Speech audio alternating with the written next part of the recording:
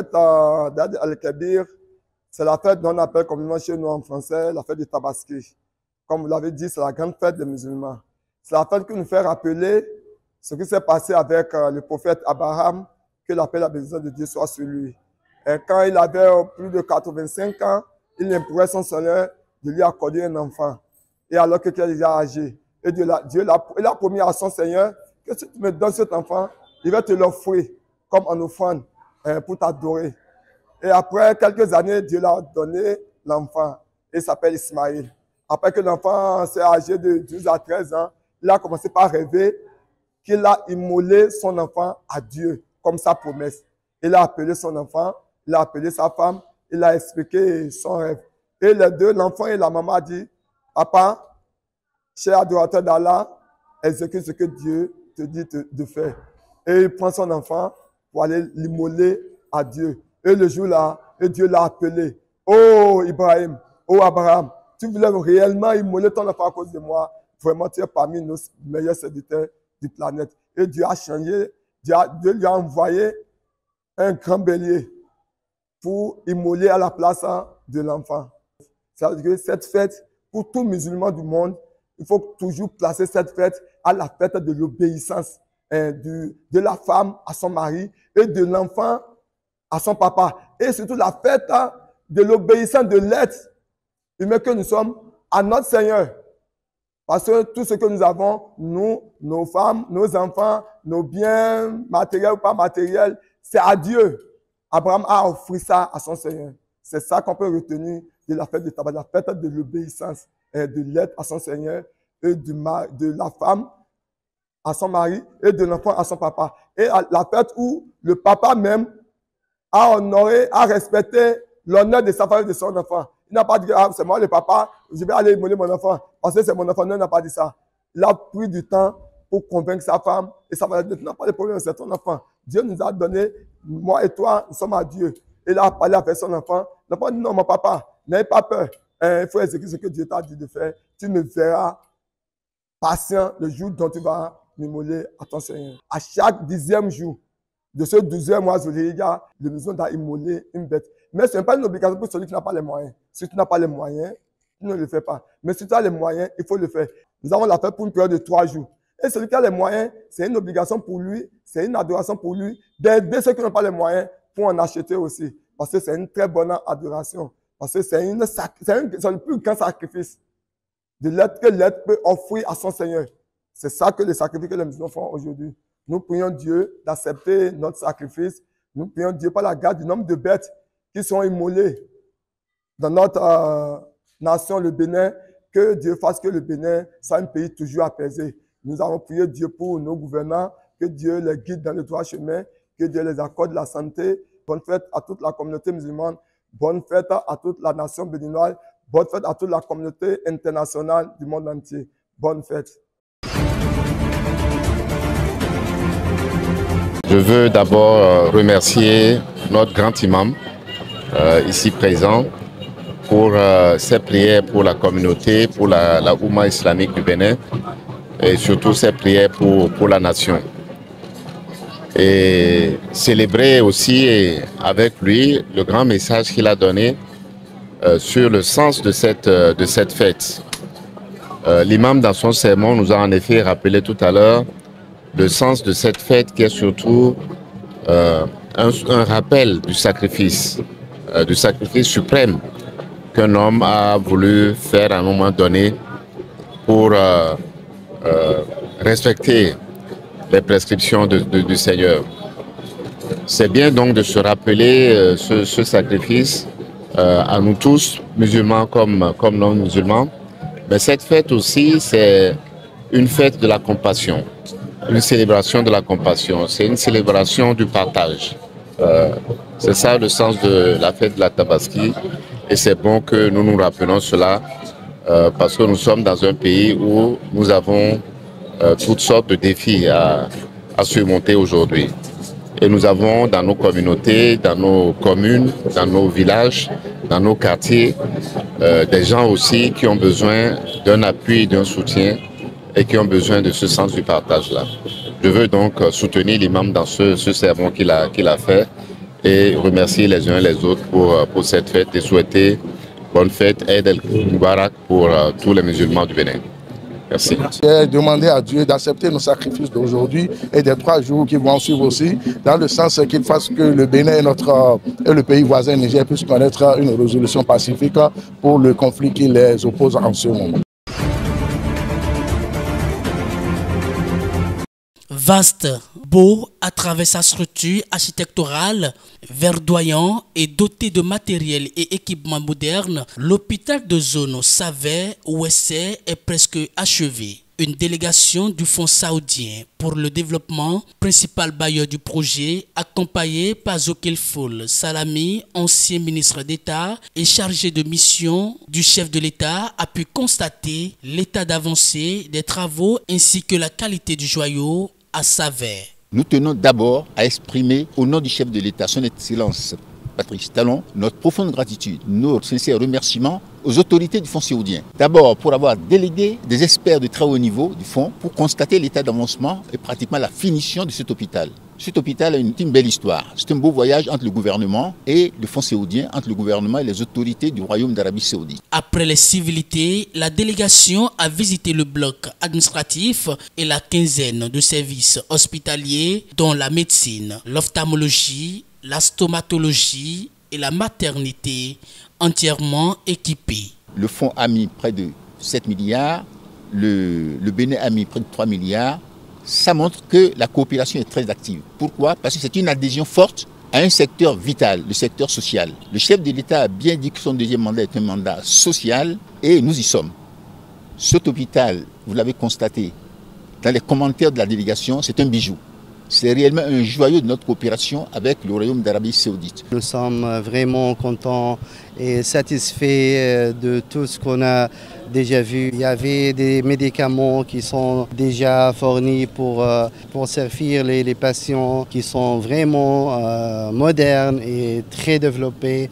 Vraiment, nous sommes contents aujourd'hui pour voir ça. L'hôpital de zone Savait-Ouessé compte 115 agents, toutes catégories confondues, avec un taux de fréquentation de 55% de la population. Vu la position géographique de Savait par rapport au Nigeria, certaines populations du grand voisin de l'Est viennent également se faire soigner au niveau de l'hôpital, informent les responsables des lieux.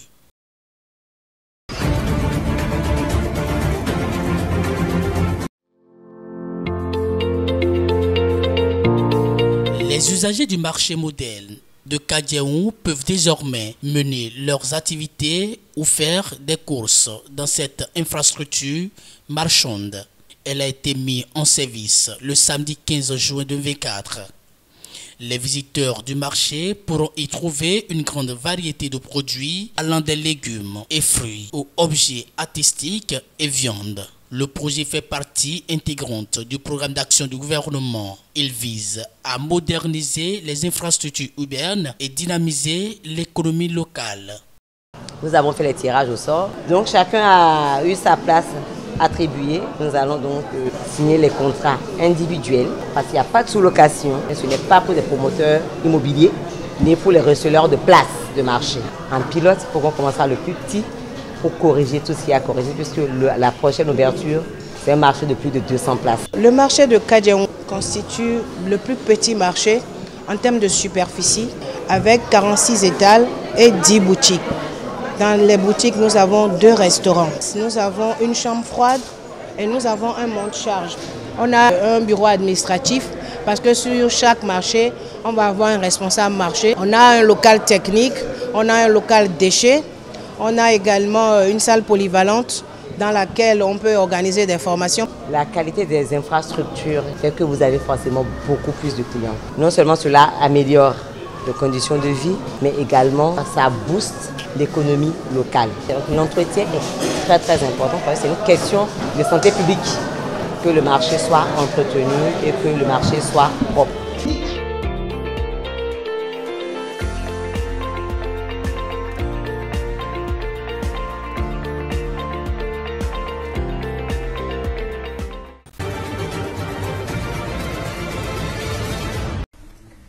Au Niger, la Cour d'État a levé vendredi l'immunité présidentielle de Mohamed Bazoum. La junte au pouvoir s'apprête à traduire le président déchu devant les tribunaux militaires.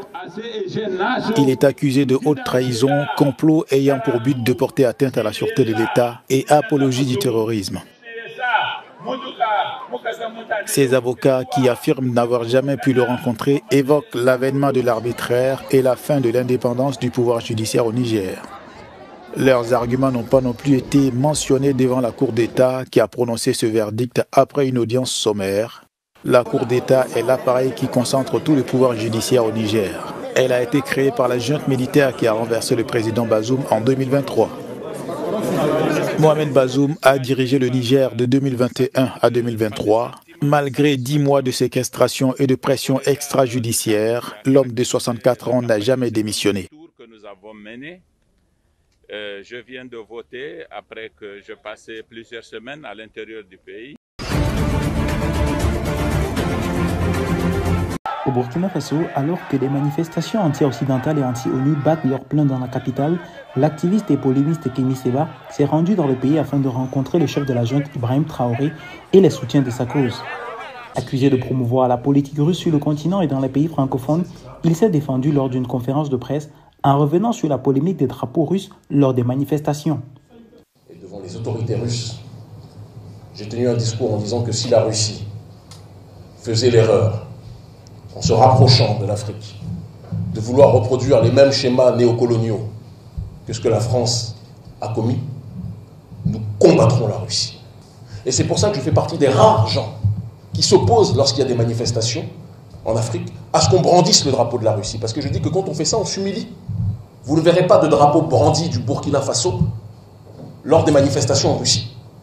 Alors il faut aussi que nous apprenions à éviter. Malheureusement, coup dur pour l'activiste, son meeting prévu ce samedi à Ouagadougou a été boycotté par les jeunes burkinabés. D'ailleurs, comme le montrent ces deux photos, il ne s'est pas présenté dans la salle quasi vide, à la déception de quelques fans. Je dirais complètement déçu parce que nous sommes là depuis 14 heures. Voilà, et attendre pendant 2 heures, 3 heures. Et au final, on vient vous annoncer que la conférence n'aura pas lieu. C'est vraiment une déception totale. Pour ces Burkinabés, les discours panafricains sont loin de la réalité du terrain, car des jeunes meurent au quotidien dans le désert et la Méditerranée tentant de rejoindre l'Europe. Pour Kader Zongo, c'est en gros la faute aux dirigeants qui n'offrent aucune perspective à la jeunesse africaine en quête d'un avenir meilleur. Aussi paradoxal que ce soit, il sera difficile à cette génération de croire au discours des nouveaux sauveurs quand les dirigeants ne disposent d'aucune volonté de changement. Ce n'est pas que c'est un paradoxe, mais ça ne cessera jamais. Ça ne cessera jamais parce que qu'est-ce qu'on offre en quelque sorte? Qu'est-ce que nos dirigeants offrent aux jeunes qui décident de braver les eaux pour aller à l'Occident? Voilà. Donc ici, ce qui pose problème, c'est ce que cette jeunesse-là ne retrouve pas ici, qui amène cette jeunesse-là à aller derrière les eaux, à braver la mer, les océans pour pouvoir aller trouver un meilleur avenir. Que vraiment les dirigeants africains emboîtent les mêmes pas pour vraiment une souveraineté totale des pays africains, ce qui va donner encore de l'espoir à la jeunesse. Ces jeunes burkinabés appellent non seulement à un travail de fond pour que les autorités s'investissent dans des programmes qui vont leur permettre de rester dans leur pays et de bénéficier des avantages qu'ils ont à l'extérieur. Ils attendent du gouvernement actuel le développement de l'agriculture quand on sait que le pays compte environ 80% d'agriculteurs, la lutte contre la corruption et le favoritisme dans les institutions étatiques.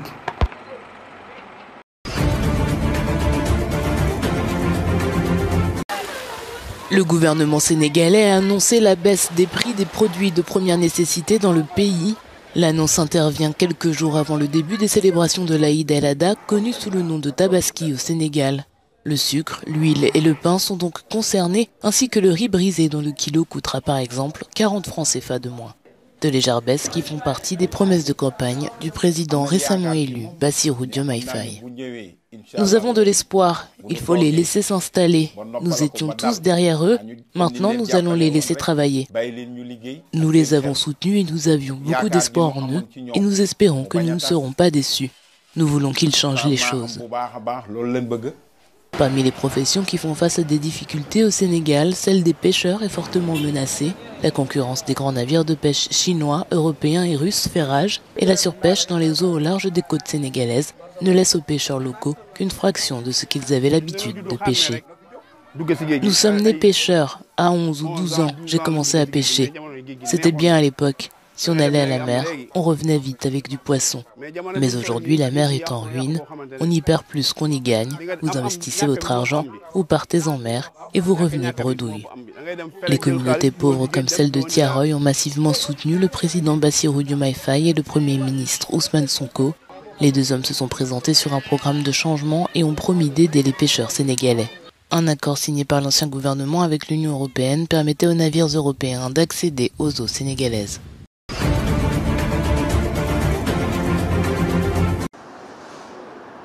Le Conseil de sécurité de l'ONU a adopté jeudi une résolution exigeant que les forces de soutien rapide mettent fin au siège d'El Fasher, la capitale du Darfour, où se trouvent plus d'1 million de personnes prises au piège.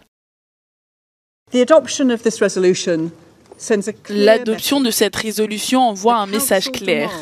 Le Conseil exige que les forces de soutien rapide mettent immédiatement fin au siège d'El Fasher et que toutes les parties s'éloignent du gouffre. Une attaque contre la ville serait catastrophique pour les 1,5 million de personnes qui s'y abritent.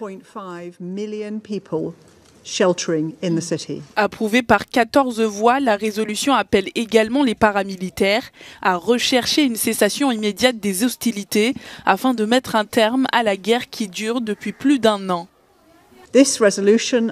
Cette résolution souligne la nécessité d'un accès humanitaire transfrontalier et transversal, complet, rapide, sûr et sans entrave.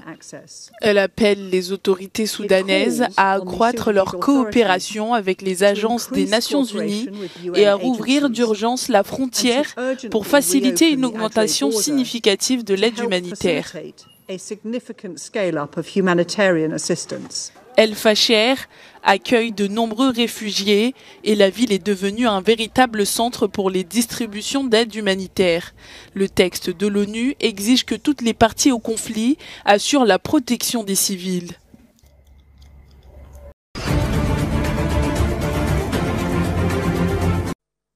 Fin de l'attente pour les Sud-Africains, Cyril Ramaphosa a officiellement été réélu président du pays pour un second mandat par les législateurs vendredi.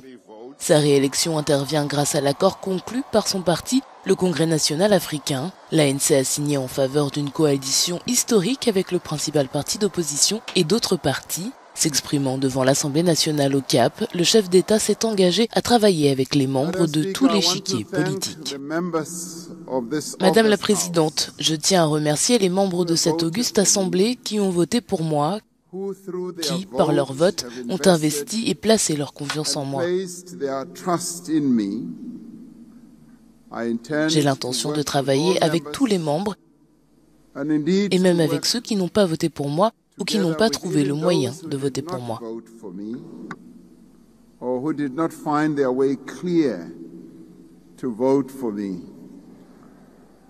C'est leur droit démocratique. Nous sommes tous des Sud-Africains et je servirai tout le monde et je travaillerai même avec ceux qui ne m'ont pas soutenu ce soir. Monsieur Ramaphosa a remporté une large victoire lors d'un vote au Parlement face à un candidat surprise, Julius Malema, le chef du parti d'extrême gauche des combattants de la liberté économique. Le président sud-africain a obtenu 283 voix contre 44 pour monsieur Malema dans cette assemblée de 400 membres.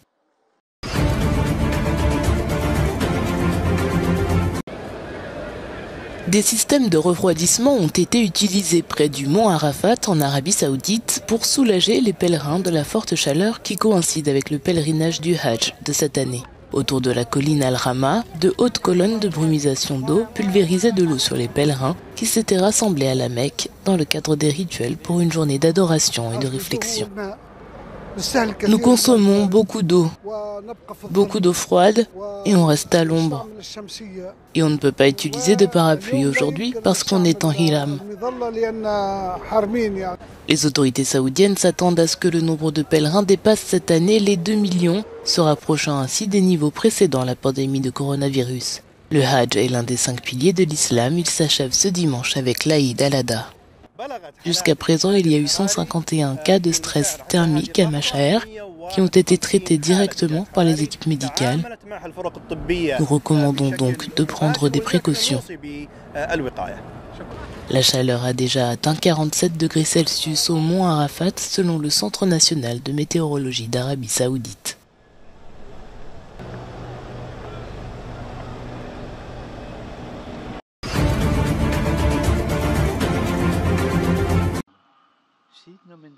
Le pape François a dénoncé les massacres dans l'est de la République démocratique du Congo. Le souverain pontife a exhorté les autorités nationales et internationales à prendre des mesures pour mettre fin à l'effusion de sang dans la région orientale du pays. Nous continuons à recevoir des nouvelles douloureuses sur les combats et les massacres qui se déroulent dans la partie orientale du Congo. Je lance un appel aux autorités nationales et à la communauté internationale pour qu'elle fasse tout ce qui est possible pour arrêter la violence et protéger la vie des civils. Parmi les victimes, beaucoup sont des chrétiens, tués dans l'odium fidei, la haine de leur foi, ce sont des martyrs. Le pape François s'est exprimé après une semaine au cours de laquelle des dizaines de personnes ont été tuées dans la province du Nord Kivu. Le gouvernement du Congo a déclaré que des militants alliés au groupe État islamique ont tué au moins 41 personnes dans plusieurs villages du Nord Kivu, un bilan qui atteindrait plutôt les 80 personnes tuées selon des groupes de la société civile.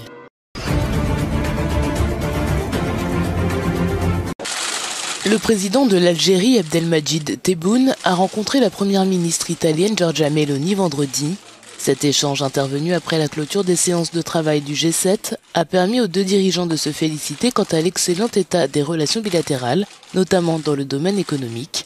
Les échanges dans les secteurs de l'énergie, de l'agriculture et de l'industrie continuant à se développer. L'avancement des projets inclus dans le plan Matei pour l'Afrique, dans les secteurs de l'agriculture et de la formation professionnelle se poursuivent et l'Italie et l'Algérie sont tous deux engagés pour le processus de Rome sur la migration et le développement. Un projet d'agriculture durable est actuellement en cours d'adoption. Il impliquera un groupe agro-industriel italien et sera en coopération avec des partenaires algériens. Environ 36 000 hectares de terres à développer seront conçus avec des activités agro-industrielles.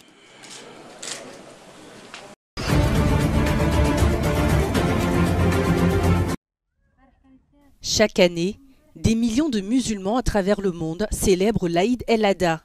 Cette fête religieuse est l'occasion de se retrouver en famille et de partager des repas. Une célébration importante à laquelle les Palestiniens déplacés dans la bande de Gaza ne peuvent prendre part faute de moyens. En moins d'un an, la vie de ces populations a totalement basculé. La guerre dévastatrice entre Israël et le Hamas a plongé des milliers de Palestiniens dans une situation précaire. La plupart rencontrent des difficultés à se nourrir au quotidien. C'en est assez maintenant.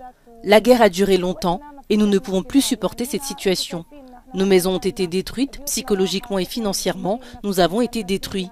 Nous vivons dans des tentes, les maladies, la pauvreté et la faim nous ont anéantis. Nous les adultes sommes fatigués, alors qu'en est-il des enfants? Pour notre bien et celui de nos enfants, la guerre doit cesser. Pour l'ONU, la famine est imminente à Gaza et aura de lourdes conséquences. Nous n'avons même pas les moyens d'acheter les produits de première nécessité ou de la nourriture pour les enfants. Nous avons déjà dû fuir la faim qui sévissait dans le nord. De son côté, l'armée israélienne a annoncé la mise en place d'une trêve quotidienne de 11 heures. Celle-ci devrait permettre aux humanitaires de venir en aide aux populations dans cette zone du sud de Gaza.